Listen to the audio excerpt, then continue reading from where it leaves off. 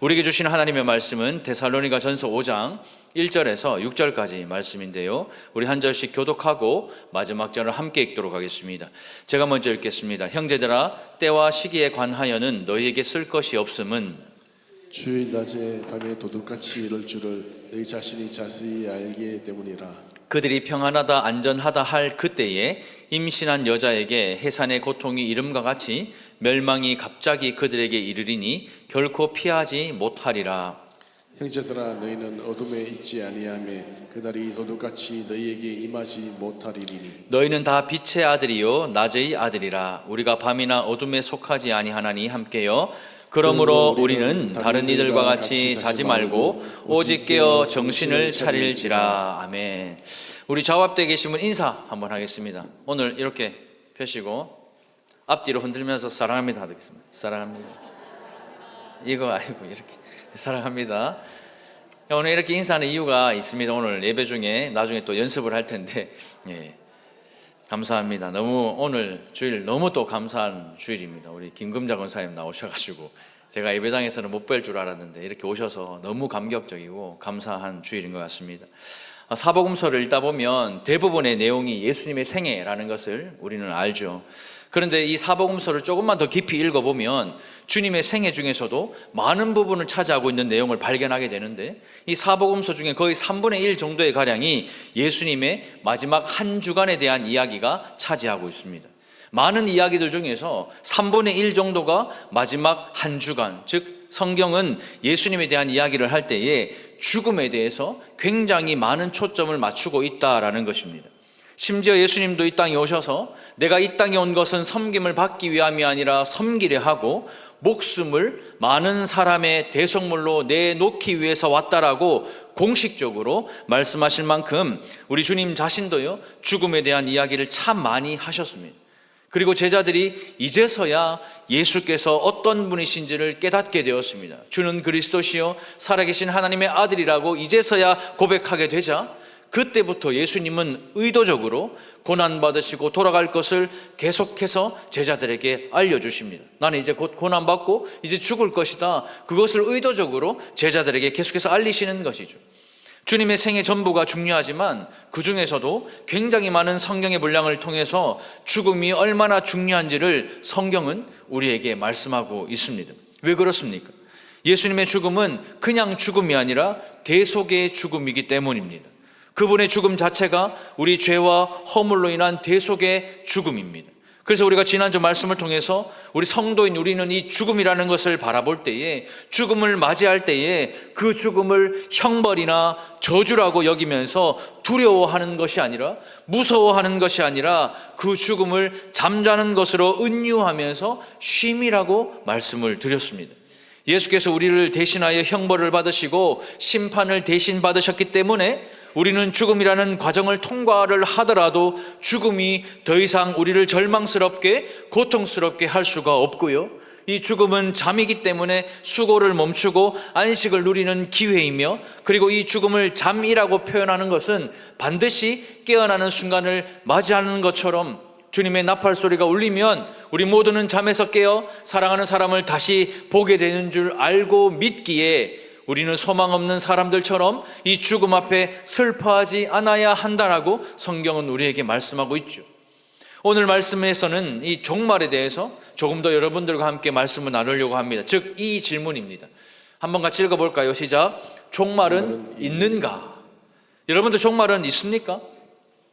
있습니까? 1부 때 물어보니까 아무 대답 안 하고 가만히 있어요. 종말은 있습니까? 우리가 살아가는 이 세상에 마지막이 있습니까? 그러면 그 마지막에 정말 하나님이 우리를 심판하시고 재판하십니까? 점점 이제 막 자신이 없어지죠. 정말 그 일이 우리에게 일어난다면 우리는 어떻게 준비를 해야 하는가? 거기에 대한 말씀을 오늘 함께 나누기를 원합니다. 성경은요, 종말이 반드시 온다라고 말씀을 합니다.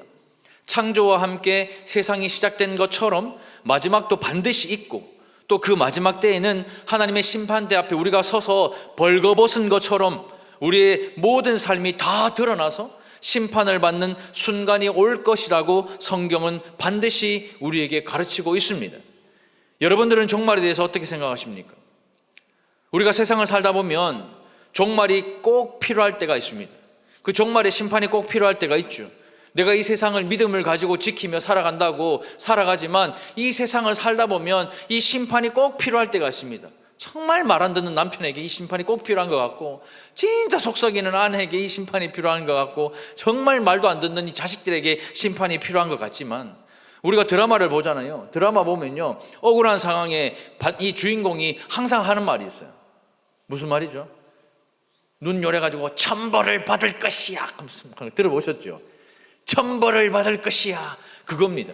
우리가 이 세상을 믿음을 가지고 살아가지만, 정말 이 세상을 잘 살려고 살아가지만, 정직하게 살면 바보되고 겸손하게 살면 등신되니까, 우리가 이 세상에서 믿음을 지키며 살아가면 살아갈수록 정말 하나님의 심판이 필요하다라는 것을 느낄 때가 정말 많습니다.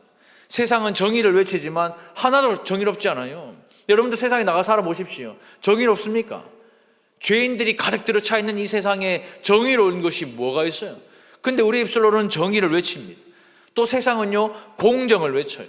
근데 나가보십시오. 공정합니까? 불공정한 거 투성입니다. 다 세상에 자기 마음에 원하는 대로 하지 우리 마음에 원하는 대로는 하나도 안 해요. 그러니까요, 예수쟁이들은요, 정직하게 살면 바보되고 겸손하게 살면 등신된다고. 오죽하면 이런 말이 있겠습니까? 죄인으로 태어나서 죄인의 삶을 살기 때문에 우리가 아무리 노력해도 정의롭지 못하고 공정하지 못한 것입니다. 그러나 심판의 날이라도 있으니 덜 억울할 거 아닙니까? 그런 이 세상을 우리가 살아갈 때, 예수 믿는 믿음 가지고 이 세상을 살아갈 때, 정말 내가 정직하게 살면 바보되고 겸손하게 살면 등신된다고, 그렇게 믿음 지키고 이 세상을 살아갈 때에 심판의 날이라도 있어야 우리가 좀 덜 억울하지 않겠습니까? 성경은요, 반드시 마지막 심판의 날이 온다고 말씀을 합니다. 그 날이 어떤 날인가? 2절입니다. 같이 한번 읽어보겠습니다. 시작. 주의 날이 밤에 도둑같이 이룰 줄을 너희 자신이 자세히 알기 때문이라 말합니다. 마지막 재판하는 그 날을 무슨 날이라고 부르죠? 주의 날이라고 부릅니다. 이 주의 날이라는 것은 구약부터 신약까지 성경에서 다루는 아주 중요한 주제 중에 하나죠. 우리가 사는 이 세상에 하나님이 여전히 존재하시고 이 세상을 다스리시지만 당장에 표를 안 내실 때가 얼마나 많습니까? 내가 이 원한 주간 인생을 살아가면서 하나님이 없다고 느껴진 적이 얼마나 많이 있습니까? 여러분, 이번 한 주간 사시면서 웃을 날이 많았어요? 그렇지 않을 날이 많았습니까? 웃을 날이 많았어요? 그렇지 않을 날이 많아요? 야, 역시 다르다. 예. 그래서 들어올 때는 인상이 엄청 쓰고 들어오시대 보니까. 예. 오죽하면요, TV에도요, 개그 콘서트라고 코미디 프로그램이 없어져요. 아무리 봐도 웃을 날이 없고 웃지 못하는 인생을 살아가는데 어떻게 웃을 수가 있겠습니까? 살아가는 모든 순간이 죄와 허물로 인한 허망한 인생이니까 웃을 날이 없는 것이죠. 힘든 것이죠.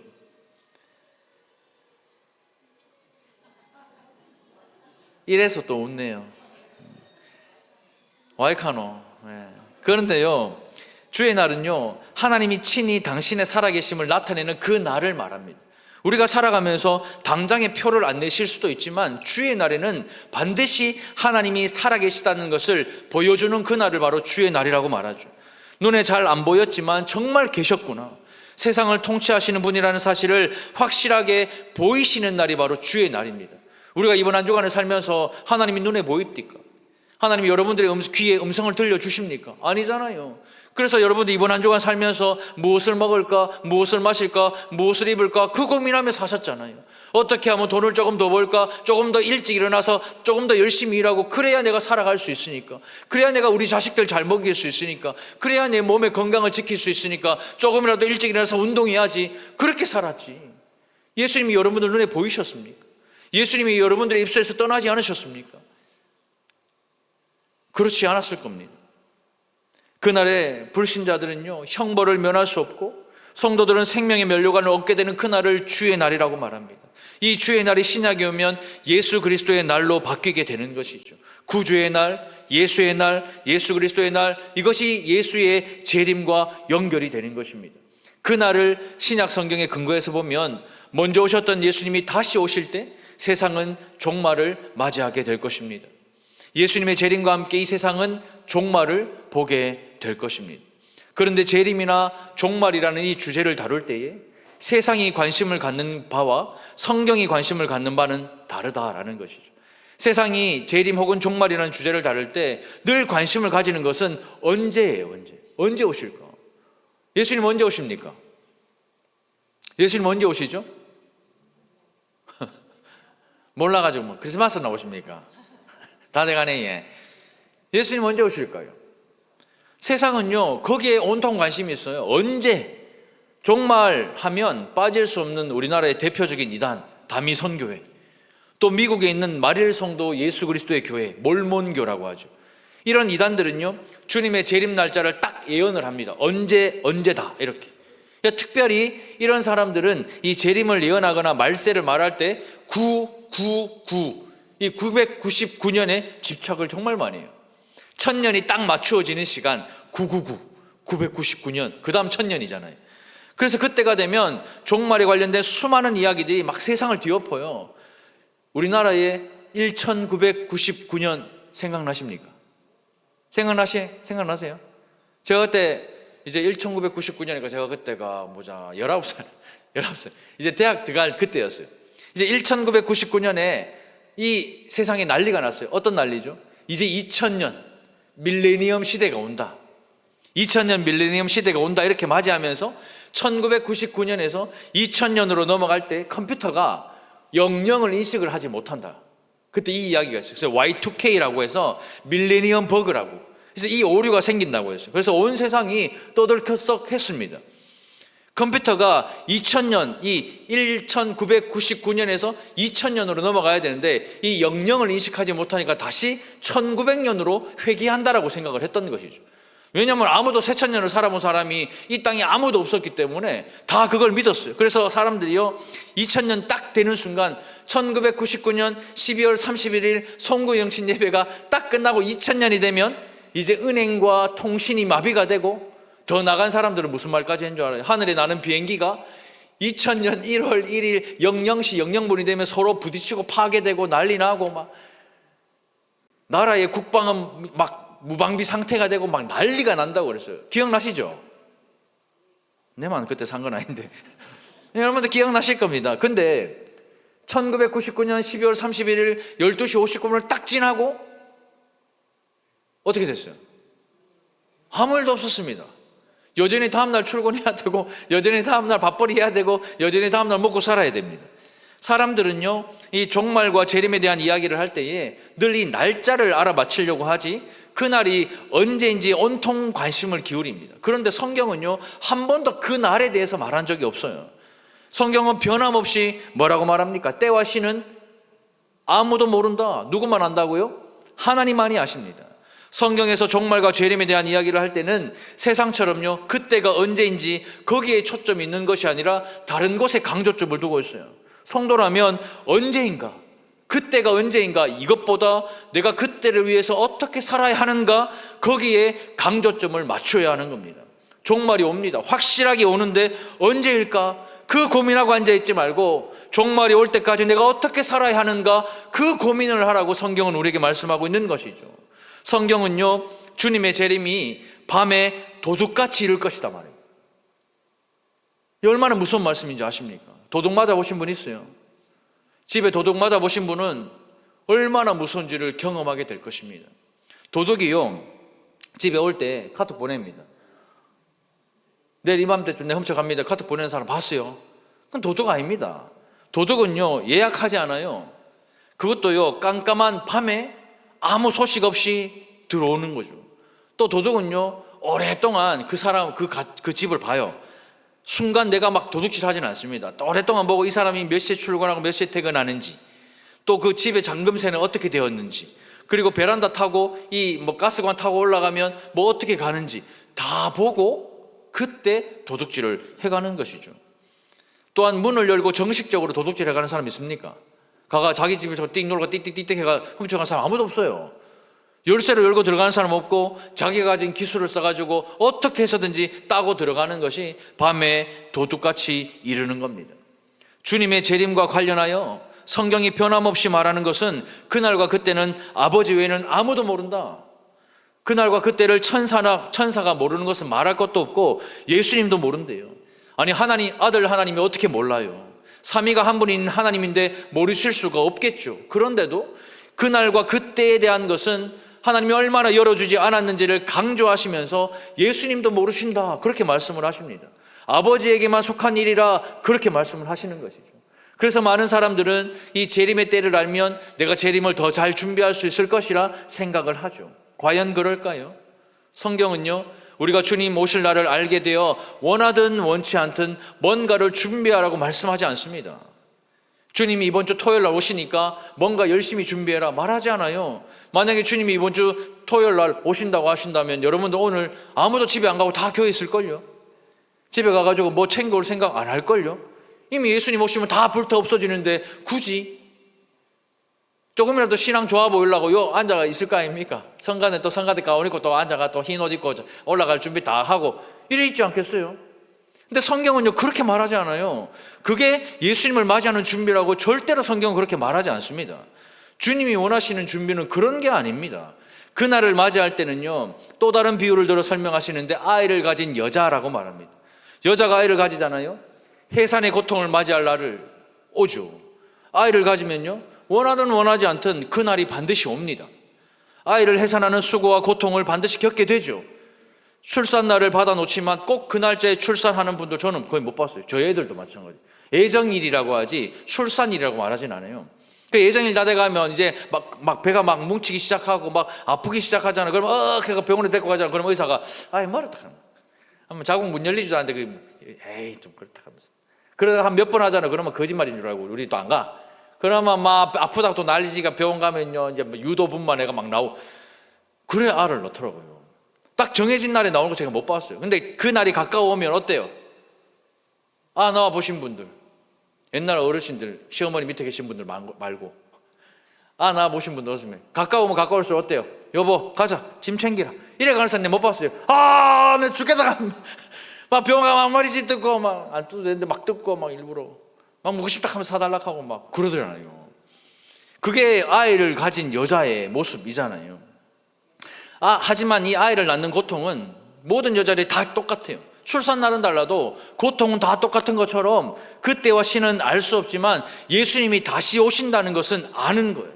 반드시 재림이 있고 온 세상에 종말이 있다라는 것은 성경이 우리에게 말씀하고 있는 것입니다. 여자가 아이를 가져서 해산의 고통을 기다리는 것 같이 마지막 순간이 반드시 올 것이고 그때는요 준비되지 않은 사람에게는 주님의 오심과 종말이 갑작스러운 멸망으로 다가올 것입니다. 전혀 준비되지 않은 상태로 주님의 오심을 맞이하면 갑작스러운 멸망과 고통을 당하게 될 것입니다. 그렇다면 예수 그리스도를 믿어 죄 사함 받은 성도인 우리는 어떻게 이 재림을 준비해야 하는가 오늘 두 가지를 살펴보려고 합니다. 첫째는 이것입니다. 같이 한번 읽겠습니다. 시작. 깨어 있어야 합니다.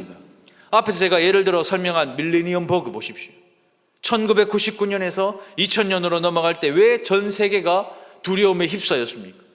왜 그럴까요? 모르니까.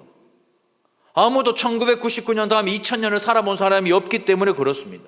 어떻게 되는지 모르기 때문에 불안한 거예요. 1999년 다음 2000년이 당연하잖아요.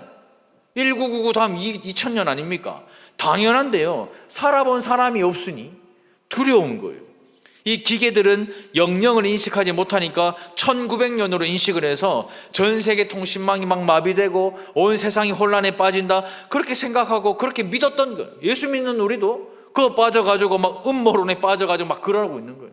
왜냐하면 아무도 세천년을 살아본 사람이 없어요. 성경에서 가장 오래 산 사람이 누굽니까? 누구죠? 무두셀라. 몇 년 살았습니다. 969년 살았어요. 그것도 세천년을 맞이하지 못했어요. 그 세천년을 맞이해 본 사람이 없으니까 두려운 거예요. 무서운 거예요.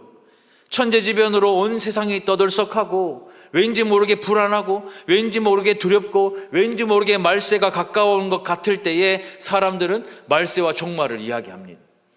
하지만 성경의 예언은요 완전히 달라요. 성경은요 오늘 보십시오. 우리가 평안하다 우리가 안전하다 할 그때에 아이를 낳는 여자처럼 해산의 고통을 겪는 것처럼 갑작스러운 멸망이 임하게 될 것이다 말이에요. 세상은요 말세지말의 현상을 봅니다. 전쟁이 나고 기근이 나고 지진이 일어나고 인간성이 타락해서 사람을 막 죽이고 거짓 선지자가 막 곳곳에 드러나고 이 기독교 박해가 일어나고 천재지변이 일어나면 이제 종말이 온다, 이렇게 생각을 하죠. 유튜브 열어봐요. 이스라엘과 팔레스타인 막 전쟁 치를 때 이제 아마겟돈 전쟁이 시작됐다고 막 유튜브 보니까 이스라엘과 팔레스타인 전쟁하니까 이제 아마겟돈 전쟁이 시작됐대요. 하나님의 나라와 이제 사탄의 나라가 전쟁을 한다 하면서 이스라엘은 하나님의 나라고 팔레스타인은 사탄의 나라래요. 막 전쟁을 하니까 이 전쟁이 아마겟돈이고 이제 세상이 종말이다. 종말 있습니까? 아직도 싸우고 있어요. 언제 종말 옵니까?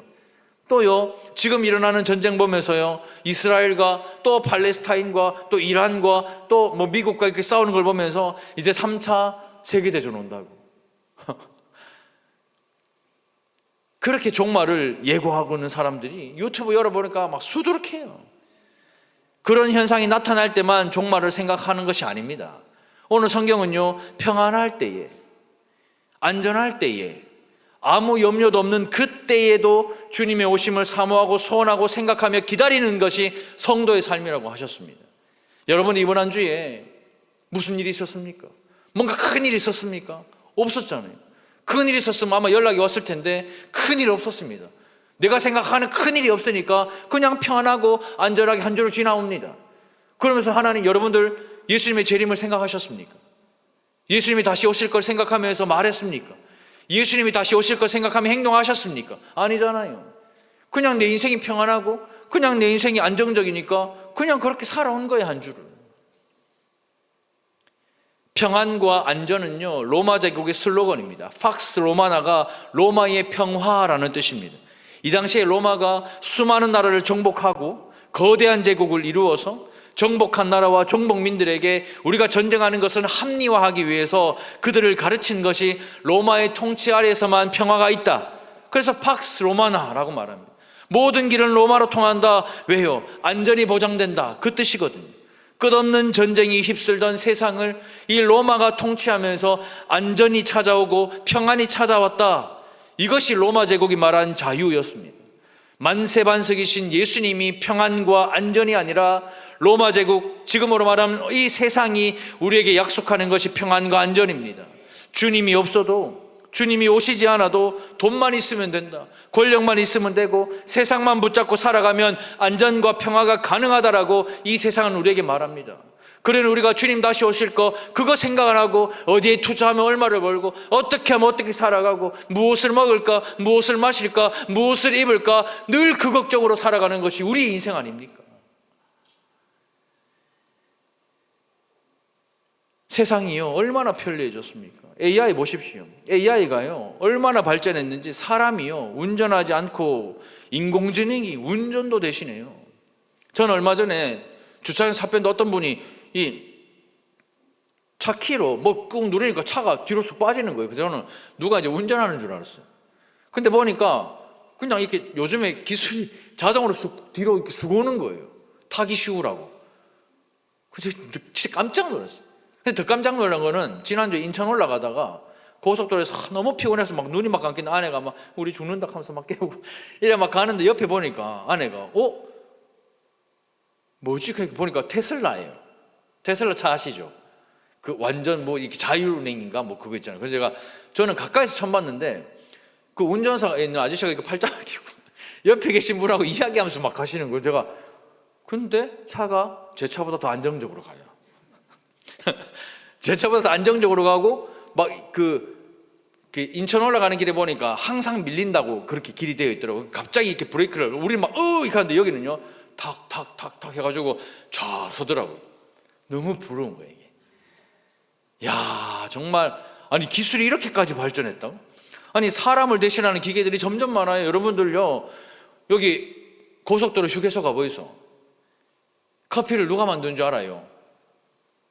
로봇이 만드는데 로봇이 완전히 우리처럼 생긴 로봇이 아니고 팔이, 로봇 팔이요, 잉 해가 칙칙칙칙.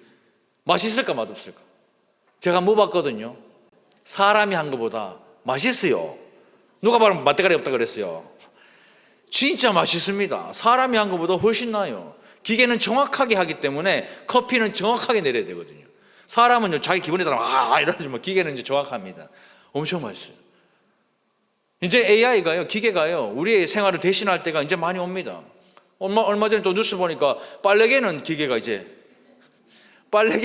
나온답니다. 여자들은 이제 난리 났지. 이제 건조기 나올 때 한 번 난리 나고 스타일러 나올 때 2번 난리 났다던데, 이제 빨래 접는 기계 나오면 여러분들 얼마나 우아하게 앉아서 커피를 탁 마시면서 이렇게 살 수 있을까? 그런데요, 이 기계들로 인한 폐단으로 생기는 그 문제에 대해서는 아무도 말하지 않아요. 세상이 평안과 안전을 말하고 목소리를 높여도 우리 성도의 중심은 세상이 집 짓고 땅 사고 성공하는 세상 가치에 함몰되지 말아야 하는 것입니다. 그런 것들은요, 주님이 다시 오실 때 모두가 불타 없어질 것이라고 성경은 말씀하고 있어요. 잉태한 여인에게 해산의 날이 반드시 오는 것처럼 주님 오실 날이 가까웠다는 것을 알고 깨어 있어야 하는 것입니다. 이것이 성경이 종말에 대해서 성도인 우리에게 가르치는 진리입니다. 성경은요, 종말을 말할 때 2가지로 표현하는데, 밤에 도둑같이 종말이 올 것이고 해산하는 여자같이 갑작스러운 멸망이 있을 것이다, 이렇게 말합니다. 그렇다면 우리 성도의 종말은 좀 달라야 하지 않겠습니까? 밤에 도둑같이 오고 잉태한 여자같이 해산하는 고통을 당하고 갑작스럽게 이 땅이 멸망하는 그 재림의 날에 예수 믿는 우리는 좀 달라야죠. 어떻게 해요? 4절을요, 메시지 성경으로 보면 이렇게 되어 있습니다. 같이 한번 읽어볼까요? 시작. 그러나 여러분은 어둠 속에 있지 않으니 그런 일로 당황할 일은 없을 것입니다. 4절을 보면요, 우리 성경에는 그러나라는 이 접속사가 없는데 원래 성경 원문에는 그러나가 있습니다. 예수 믿지 않는 사람에게는 두려움과 예수 믿지 않는 사람에게는 잉태한 여자가 해산하는 것처럼 갑작스러운 멸망이고, 도둑이 밤에 몰래 찾아와서 완전히 망하는 것처럼 믿지 않는 사람에게는 그런 종말이지만, 그러나 예수 믿는 우리에게는 그런 종말이 아니라, 그러니 당황할 일이 없다, 당황하지 마라. 왜요? 어둠 속에 있지 않기 때문이다. 성경은 그렇게 말씀하고 있습니다. 갑작스러운 멸망을 당할 불신자들과 우리는 다르다라는 거예요. 골로새서 1장 13절입니다. 그가 우리를 흑암의 권세에서 건져내사 그의 사랑의 아들의 나라로 옮기셨다라고 말씀합니다. 완전한 시제죠. 완전히 옮기셨습니다. 옮길까 말까가 아니고, 우리가 어떻게 하느냐에 따라서 옮기고 옮기지 말고, 그게 아니고요, 하나님의 작정하신 대로 우리를 그의 사랑의 아들의 나라로 옮기셨습니다. 흑암의 권세 아래 사탄의 종로로 타며 살았던 우리를 하나님께서 건지셔서 하나님의 아들 예수의 그 나라로 옮기셨습니다. 여러분과 제가 흑암의 권세 아래 원래는 있었지만 그런 자리에 있는 우리를 건져내셔서 사랑의 아들의 나라로 옮기셨습니다. 그래서 베드로전서에서는요, 너희를 어두운 데서 불러내었다라고 말합니다. 불러내셨습니다. 부르고 있는 것이 아니라 이미 우리를 불러내셨어요. 어둠이 말하는 것이 뭡니까? 무지와 무관심이거든요. 예수를 믿기 전 우리는 빛이신 주님과 관계없이 살면서 무지와 무관심 속에서 세상을 살았습니다. 어차피 어두운 세상에 안 보이니까 굳이 보려고 하지도 않았고, 안 보이는 것이 다 당연하니까 그렇게 생각하며 살면서 여기저기 세상에 부딪히고 상하고 찢기며 그렇게 산 거예요. 온통 관심은 무엇을 먹을까, 무엇을 마실까, 무엇을 입을까, 온통 관심은 거기에 있습니다. 그런 우리를 주님이 흑암에서부터 건지어 내셔서 이제는 어둠에 있지 않다 말합니다. 이제는 무지와 무관심이 아니다라는 거예요. 빛 대신 예수님이 어둠 가운데 있던 우리에게 빛을 딱 비추셨으니 이제는 예수에 대한 무지와 무관심이 아니라 예수님을 알아가는 지각이 생기고 관심이 생겼다라는 뜻입니다. 그러면 여러분들이 이번 한 주간 빛 가운데 사셨습니까? 여전히 흑암 가운데 사셨습니까? 이번 한 주간 밥 먹으면서, 자면서, 일하면서, 빨래 개면서, 빨래하면서, 설거지하면서 예수님을 생각하셨습니까? 예수님은 이미 우리를 흑암에서 건지셨다 했는데 여전히 우리는 흑암으로 기어 들어가서 또 그곳에서 사탄의 종로를 타며 이번 한 주간을 살지 않으셨습니다. 무지함과 무관심이 도둑이 갑자기 들이닥치는 것처럼, 해산의 고통이 갑작스럽게 닥치는 것처럼 갑작스러운 멸망을 가져왔다면, 이제는 빛 속으로 우리가 들어와서 예수님이 누구신지를 알고 예수님이 어떤 일을 하셨는지를 분명히 알게 되면서 이제 우리에게는 종말에 대한 기대와 소망이 생기는 겁니다. 예수 그리스도를 믿는 우리는요, 빛의 자녀들이기 때문에 도둑같이 그날이 우리에게 임하지 못합니다. 여전히 그날이 언제인지는 우리는 모르지만 우리는 빛의 자녀들이기 때문에 깨어 있을 것입니다. 빛에 속해 있고 예수님에 대한 지각이 열려 있으며 예수님에 대한 관심이 살아있기 때문에 우리에게는 그날이 도둑처럼 오지 못하는 것이죠. 갑작스럽게 우리의 인생을 멸망시킬 수가 없다라는 것입니다. 그러므로 우리는 어떻게 살아야 하는가? 6절입니다. 같이 한번 읽겠습니다. 시작. 그러므로 우리는 다른 이들과 같이 자지 말고 오직 깨어 정신을 차릴지어다. 어떻게 해야 된다고요? 오직 깨어 정신을 차릴지어다. 성경이 말하는 종말은요, 그때와 그 시간을 말하는 것이 아니라 예수께서 언제 오셔도 문제없도록, 예수님께서 지금 당장 아니면 내일 밤이라도 오셔도 우리 믿는 성도는 아무런 문제가 없도록 깨어 정신을 차리고 있으라라는 그 뜻입니다. 그런데 사람이요, 어떻게 늘 정신을 차리고 깨어 있을 수가 있습니까? 그럼 물리적으로 잠자지 말아라는 이야기예요? 아니면 성경처럼 쉬지 말고 기도하라 그 뜻입니까? 얼마나 피곤한데. 겟세마네 동산에 제자들 보십시오. 예수님이 겟세마네에서 무릎 꿇고요, 땀방울이 핏방울이 될 정도로 그렇게 기도했다면 얼마나 끙끙 앓았겠습니까? 얼마나 그 죽음에 대해서 부르짖으며 하나님 이 잔을 옮겨달라고 얼마나 부르짖으며 기도를 했겠어요. 사랑하는 예수님이 그렇게 기도한다면 그 예수님을 사랑하는 제자들은 함께 동력하는 마음으로 같이 뜨겁게 기도해야 되는 거 아닙니까? 그런데 제자들이 어떻게 하고 있었어요? 어떻게 하고 있었어요? 잠자고 있었어요. 근데 처음부터 제자들이 잤을까? 절대 아니겠죠. 예수님의 소리가 들리는데 처절한 부르짖음의 소리가 들리니까 우리 예수님 와저라노? 우리 예수님 왜 이적하노? 뭐 슬픈 일이 있는가 보다. 야, 우리 기도하자.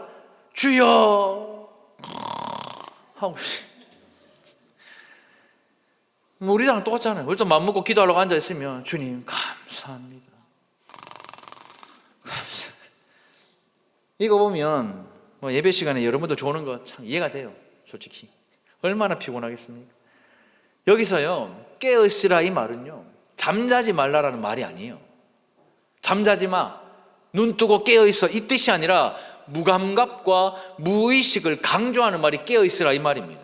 우리는 종말을 생각만 합니다. 예수님의 재림을 기대만 합니다. 우리는 반드시 올 거를 알고 믿는다고 마라나타 찬양 막 하는데 생각만 기대만 합니다. 왜요?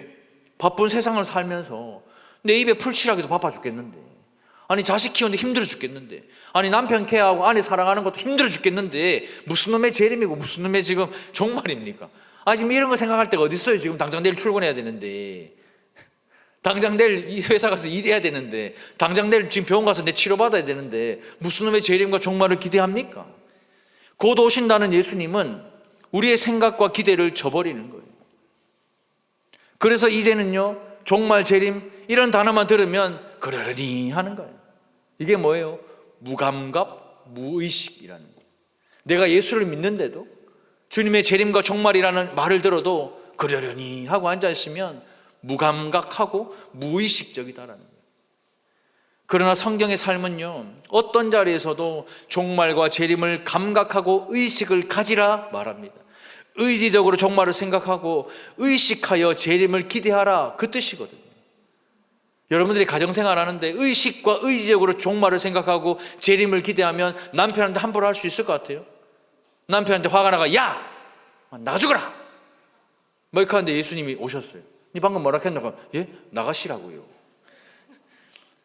자신 있어요? 아내한테 막 막말하려고 니가 뭐 저가 뭐 이렇게 하는데 예수님이 와서 니 방금 뭐라 했나? 니님이 저님이요. 그런 말 할 수 있겠어요? 자신 있어요? 자식들한테 화가 나가지고 막 막말을 내뱉을 때 예수님께서 내가 야 아들 니한테 맞게 니 방금 뭐라 했노? 자신 있어요? 세상을 살면서 마음의 계획과 생각이 항상 악할 뿐인데 그 악함 가운데 예수님이 오셔서 니 방금 무슨 생각했노? 니 방금 무슨 마음 들었노? 그렇게 물으신다면 여러분들 자신 있으십니까? 성경은요, 의식적으로 재림을 기대하고 의지적으로 종말을 생각해라 말씀합니다. 세상에서 버는 돈이 우리의 평안과 안전을 약속할 수 없어요. 우리 자녀들이 좋은 대학 가고 좋은 데 취직하고 좋은 데 장가 가서 아들, 딸 막 잘 노는 거, 그것이 우리의 평안과 안전을 약속할 수 없습니다. 돈이면 다 된다고, 권력이면 다 된다고, 세상이면 다 된다고, 이것들이 평안과 안전을 약속한다는 그 세상의 소리 듣지 마십시오. 예수님의 재림과 종말은 반드시 있다는 그 사실을 알고 항상 깨어 의식하는 저와 여러분들이 되시기를 주님의 이름으로 축복합니다. 둘째는 이것인데요, 같이 읽겠습니다. 시작. 사랑해야 합니다. 항상 깨어 의식한다는 것을 한마디로 말하면 사랑한다는 겁니다. 믿음이와 소망이가, 제가 키울 때 어릴 때요, 병에 걸렸는데 병원 가서 뭐 이 병원 저 병원 가서 잘 안 돼가지고 큰 병원을 갔어요. 큰 병원을 가니까 병명이 가와사키라는 거예요. 들어보셨어요? 저는 그 가와사키 병들을 처음에는 이게 죽는 병인 줄 알았어요. 이 병에 대해서 제가 몰랐으니까. 가와사키는 내가 아는 건 오토바이인데 일본 말이잖아요. 또 가와사키니까 이게 얼마나 큰 병이면 일본 말일까, 막 그걸 생각했는데 제가 진짜 잠도 못 자고 막 검색을 얼마나 많이 했는지 몰라요. 근데요, 이 가와사키 병 걸리니까 애가요, 이 열이요 40도 가까이 몇 날 며칠 지속되는데 아가 죽 처져가지고 말도 못하고 막 진짜 시체처럼 죽 처져 있고요. 눈은요 완전히 빨개요. 이 걸려보신 분 아는데 눈 두 쪽이 완전히 빨가. 흰 건 하나도 없어요. 완전히 빨개. 엄청 무서워요. 그리고 혓바닥이요 이렇게 내잖아요. 혓바닥이 지금 우리 일반 혀는 이렇게 분홍색이잖아요. 근데 가와사키 걸리잖아요. 딸기처럼 돼요. 딸기가 씨가 박혀있는 것처럼 다다다다다다 뭐가 박혀가 나요. 그러니까 뭘 먹지를 못해. 데이면 너무 아프고 온몸에는 발진이 나고 발바닥이 보면 이 수포가 나가지고 엄청 온몸이 막 만신창이. 어린 애들이 둘 다 극하니까 너무 힘든 거예요. 그 아내가, 저는 이제 사역해야 되니까 이제 병원을 못 가고, 아내가 이제 병원에서 24시간 간병을 하는데 와이프가 거의 죽기 일보 직전 막 눈이 시커멓게. 왜 가니까 잠을 한숨을 못 잤다는 거예요. 왜 못 잤나 물어보니까 애들이 아파하니까 확인을 해야 되잖아요. 막 움직이니까 아파서 움직이는지 아니면 몸부림인지, 이러면 이게 아파서 소리 내는 것인지 잠꼬대인지 확인하려고 한숨을 못 자는 거예요. 아마 부모님들 다 그거 아시잖아요. 그게 사랑 아닙니까? 동일하게 주님의 재림과 종말을 억지로 의식하라고 하면 못할 일이잖아요. 우리도 보십시오. 매일의 삶 속에서 예수님의 재림과 종말을 의식하고 사십니까? 아니잖아요. 조금 더 건강하게 살려고 운동하고 병원 다닙니다. 더 좋은 집으로 이사 가려고 오늘도 열심히 일합니다. 더 나은 삶을 살기 위해 잠도 줄여가면서 열심히 살아갑니다. 하지만 정말 우리가 예수님을 사랑한다면 예수님을 위해서 운동하십시오. 예수님을 위해 병원 다니고, 예수님을 위해 일하시고, 예수님을 위해 돈 벌고, 예수님을 위해 잠도 줄여가면서 열심히 일을 하십시오. 나를 위해서가 아니라. 재림의 시간을 알려주지 않아도 되는 이유가, 우리는 그 시간과 그때를 알아서 준비한다면 그건 사랑이 아니죠. 성도로 살아가는 모든 순간 예수님의 재림과 종말을 의식하며 감각을 가지고 살아가야 하는 이유가 바로 사랑 때문입니다. 성도인 우리에게 재림과 종말은요, 두려워 떨며 기다리는 그러한 사건이 아니라 빛의 자녀로서 이 빛 대신 예수님을 만나는 최고의 영광스러운 사건인 줄로 믿습니다. 인생을 살면서요, 살아가는 모든 순간이, 성경 보십시오, 무엇과 무엇뿐이라 그랬어요. 돈과 명예뿐입니까? 돈과 권세뿐입니까? 무엇과 무엇이라고 했죠? 수고와 슬픔뿐이라고 했어요. 여러분들이 움켜쥐고 있는 이 세상은 수고와 슬픔뿐입니다. 그런데요, 우리 주님도 알아요. 그래서 얼마나 더 치열하게 살아가야 하는지 우리 주님도 다 아십니다. 그럼에도 주님은요, 우리도 똑같이 주님을 사랑하기를 원하시는 거예요. 돈 번다고 바빠서, 자녀 키운다고 바빠서, 세상을 움켜쥐고 사느라 힘들어서 재림과 종말에 무감각하고 무관심한 것을 원하지 않으시는 것입니다. 예수님이 우리를 사랑하셔서 이 땅에 사람의 몸을 입고 오시고 십자가에 자신을 못 박은 것처럼 우리도 예수님을 사랑해서 재림의 날, 종말의 때에 주님 딱 만났을 때 사랑합니다 하고, 하트를 날릴 수 있어야 되는 거 아닙니까? 연습 한번 해볼게요. 손 드십시오. 자, 예수님이 오셨어요.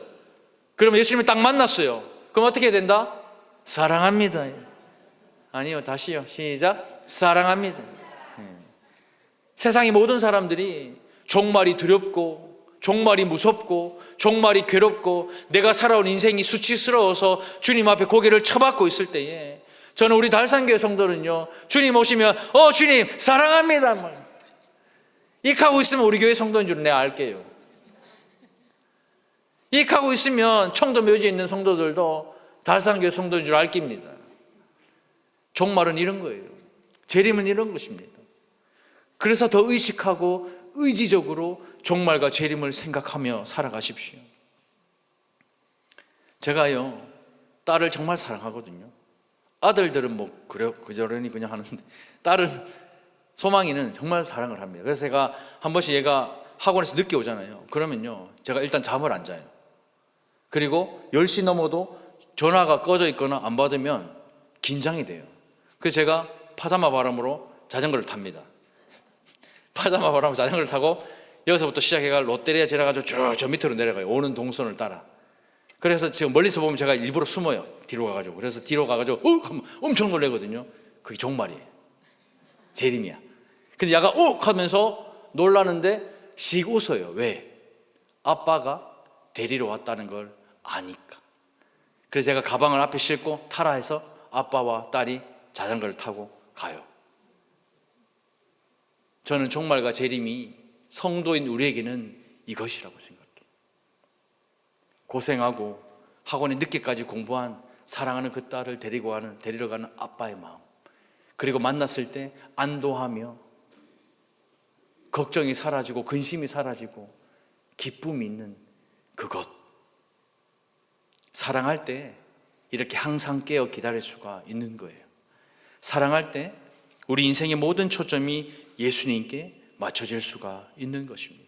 사랑할 때 모든 영광과 존귀와 능력을 우리가 예수님께 돌려드릴 수가 있는 것이죠. 삶에 어려움이 생기고 고난이 옵니다. 이번 한 주간 또 세상에 나가 살면 어려움이 생기고 고난이 반드시 찾아옵니다. 그때 푸념처럼 늘어놓는 주님 왜 이렇게 빨리 안 오십니까? 이렇게 말하지 말고 예수님을 사랑해서 고난과 어려움이 닥쳐도 어떻게 해야 된다? 손 드세요. 시작. 사랑합니다. 이번 한 주간 세상을 살 때 어려움과 고난이 닥쳐도 사랑합니다. 왜요? 예수님 함께하고 계시니까. 예수님이 지금도 우리와 동행하고 계시니까. 그 예수님께 나의 사랑을 고백하는 저와 여러분들이 되시기를 주님의 이름으로 축복합니다.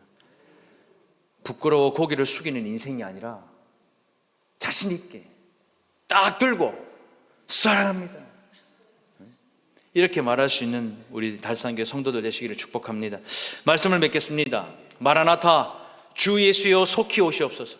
이것은 단순한 성도의 인사말이 아니라 깨어서 사랑하는 성도만이 누릴 수 있는 축복입니다. 이 세상에 살면서 우리가 정말로 주님 오시는 것보다 내가 더 원하는 것 없다, 내가 주님을 얼굴 보는 것보다 내가 더 원하는 것 없다, 그렇게 깨어있는 삶을 살기를 우리 주님은 원하시는 거예요. 연약한 육체를 입고 살아가는 세상에서 우리가 어쩔 수 없이 하나님과 세상에 두 발을 다 걸치고 살아가는 현실이지만 그 현실을 끝낼 재림과 종말의 날이 언제일지도 모르니까 언제라도 우리 주님 오실 때에 우리 인생 최고의 기쁨인 예수님을 맞이하도록 예수님을 더욱더 사랑하는 우리 달산교회 성도들 되시기를 주님의 이름으로 축원합니다. 우리 시간 말씀을 생각하며 함께 기도할까요? 나는 주님의 다시 오심을 얼마나 내 마음에 품고 살아가고 있습니까? 예수님이 다시 오신다 말씀하셨지만 의식적으로 의지적으로 주님의 다시 오심을 기대하고 있지 않고 소망하고 있지 않으니 세상에서 일희일비하며 웃는 날보다 우는 날이 더 많고 기쁜 날보다 슬픈 날이 더 많은 거예요. 그래서 우리 주님은 말씀하십니다. 깨어있고 사랑해라. 이번 한 주간 고난과 어려움이 반드시 닥치거든요. 깨어있고 사랑하십시오.